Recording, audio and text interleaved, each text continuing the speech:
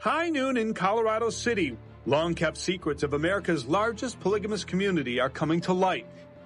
Right there I am in first grade. Just a little boy that with a smile on his face, but that's not the truth. It didn't matter what they said, I was not going to be swayed. There's no way he was going to do that to my children. I would never in my life ever let him do that to anybody else. I vowed inside that I would do everything in my power to make sure he is stopped, that this monster is put away. This was the beginning of the end of my family.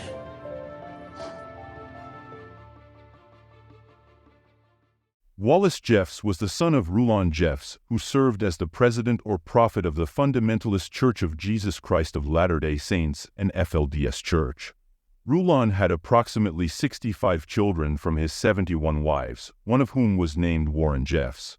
Warren was born on December 3, 1955. Rulon believed that Warren was a special child born for a unique purpose. As a result, he decided that after his death, Warren would become the next prophet of the church. This belief led to Warren receiving special treatment. At the age of 15, he was given authority over all his siblings. He could command them at will, assign them tasks, and his siblings could not refuse him. One summer, when Wallace was 14, he and all his brothers were instructed to fence the compound, with Warren leading the project. During the work, Wallace was attaching some boards to the fence when Warren approached him and criticized his work.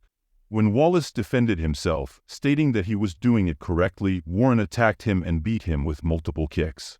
Later, when Wallace reported this to his father, Rulon blamed Wallace, telling him that he should have done the work correctly.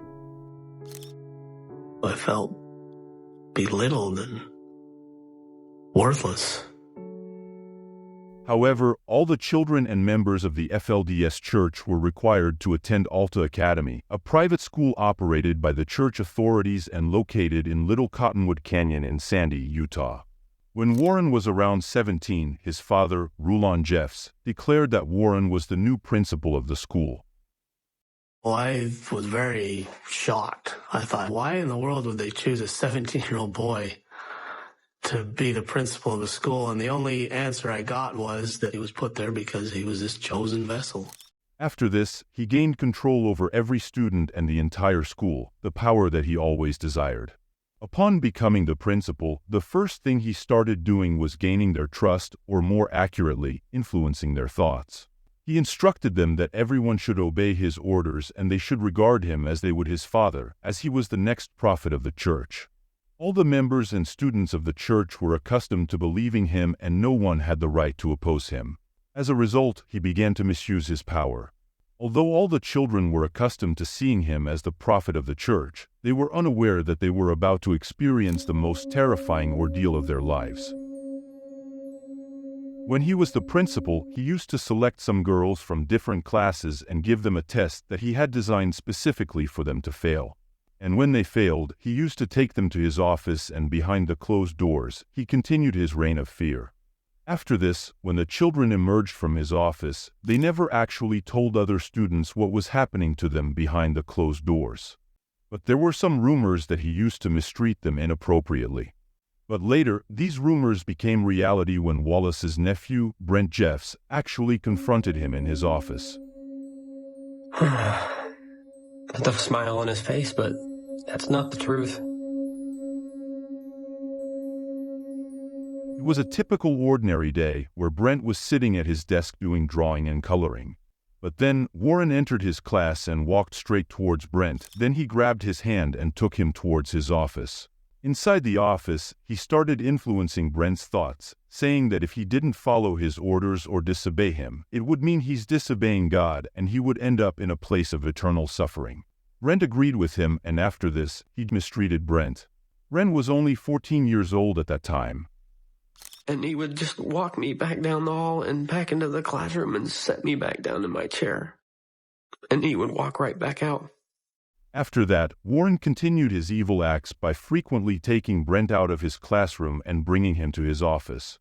However, despite the harm he caused, Brent was unable to speak out against him due to the school's principle of perfect obedience, Perfect Faith, where students are taught from a young age to obediently follow their principal's instructions, even if their intentions are questionable.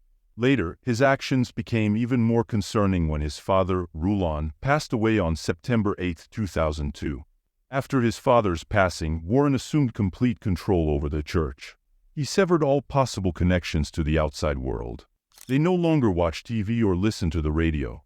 He effectively isolated them from the entire world. He then compelled everyone to remove every item in their house except for pictures of God. This included even the toys of the children. He believed that these items were their idols, and worshiping idols was a sign of disrespect to God. And I remember after that, I gathered the family together, and I told everyone to go to their rooms and pull out any idol or anything that could be an idol and bring it to me so I could discard it. Just a week after Rulon's passing, Warren began marrying his father's wives. As the new prophet, they couldn't reject him. In just 2 weeks, he married around 52 to 54 of his wives. But this was not the end. He then started arranging marriages involving underage girls, most of whom were 14, 16, and so on. Then one day, Warren called a meeting, and in that meeting, he expelled many men, stating that they were unworthy of the church. He had made a special rule for this. If he expelled anyone, they had to leave the town and were never allowed to return to the church. But the main issue was they also had to leave their families behind. After they left, the children and wives of that person would be reassigned to other men. After this, Wallace and Brent decided to leave the church, but they couldn't because their family was still loyal to the church. If they left, their family would also be assigned to other people. In November 2005, Wallace received a phone call from the church, stating that they had some news for him and they wanted to meet him personally to deliver the news. Wallace agreed and they met. In their meeting, they started reading a document which they referred to as a revelation from Warren. In that revelation, they stated that Wallace was being dismissed from the church due to some transgressions, though they didn't specify what these were. Wallace then had to leave the church along with his first wife and their children, while his second wife, Amy, and her children would continue to live in the church. At that point, Wallace believed that Warren had dismissed him from the church so that he could claim his second wife, whom he had desired since his days as the principal of the school. I thought about refusing to leave. I actually thought about it. But if I had done that, I would have been evicted from my home. They owned the town, so they had the right to evict you and remove you, and they would do whatever they had to get you out of town. You didn't have a choice. Wallace had to accept this condition. Later, Warren planned to do the same thing to Brent's father. But he resisted, declaring that he would not abandon his family but instead would take his own family and leave the church. Brent thought that he had finally heard the last of Warren, but then one of his brothers came to him and revealed a distressing secret. He told Brent that when he was a child, Warren had taken him to his office and there had been an inappropriate incident. Brent then told him that a similar incident had also happened to him, and not just him but also with many other children. This incident deeply affected his brother to the point that it led to a tragic end. When Brent was sitting with his parents, he received a phone call from his brother's wife, who told him that his brother had taken his own life. I made that decision right then and there that to pay for Warren to do something so awful. After this, Brent filed a civil lawsuit against Warren, accusing Warren of inappropriate behavior. But Warren never showed up in court, which ultimately led to Brent's victory. After this lawsuit, many other people finally found the courage to speak out about their experiences. We need your help and support to help stop Warren S. Jeffs from destroying families. He decides who you will marry, when you will marry, which wives go with which, how many wives everyone gets. Later, when numerous individuals lodged complaints with the police, the authorities prepared to apprehend Warren. However, Warren managed to evade capture, leading to his inclusion in the FBI's most wanted list due to allegations of inappropriate conduct with minors. After relentless pursuit, he was eventually apprehended. As we first reported in our 7 o'clock hour, Nevada police have arrested fugitive polygamous leader Warren Jeffs. Detectives had amassed a significant amount of evidence against him, including financial misconduct, possession of inappropriate material involving minors on his laptops, and involvement in illicit activities with underage girls.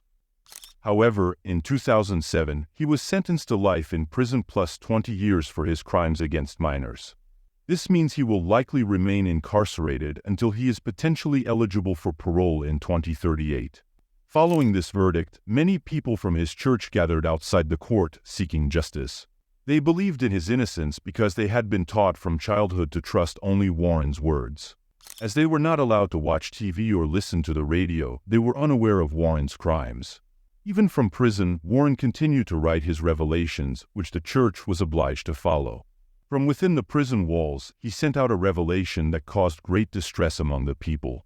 In the revelation, he announced the dissolution of all marriages within the church. He declared that no one could have children anymore and assigned 15 men to father children with the women that Warren had chosen for them. I learned that. That's when I said, no, not my girls. It's not going to happen to my girls. Upon hearing this news, Wallace immediately returned home to rescue his youngest daughters from this impending horror. He brought an FBI agent and court orders with him to ensure no one could prevent him from taking them home. However, when he tried to take them, his sons, who were staunch believers, attempted to stop him.